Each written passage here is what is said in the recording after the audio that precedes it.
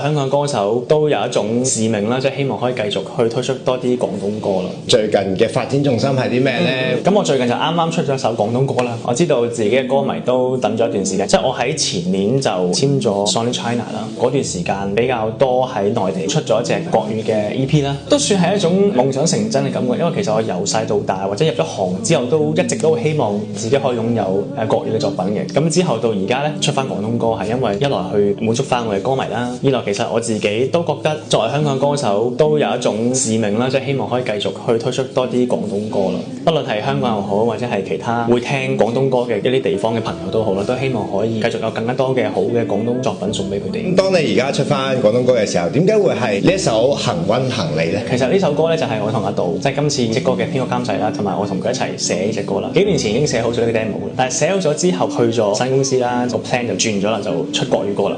咁所以呢個 demo 一路擱置咗喺一邊咯。同埋我同阿杜算唔識啲微事，因為我喺認識佢嘅時候，佢都未叫入行嘅，叫做互相見證大家嘅成長啦。每一隻寫嘅歌都係好多回憶喺入邊。當有計劃出翻廣東歌嘅時候，就即刻攞翻呢個 demo 出嚟。其實我聽翻想當年自己唱同而家唱好似而家好啲嘅。咁我希望而家即係今年出呢隻歌係對呢隻歌最好嘅時間。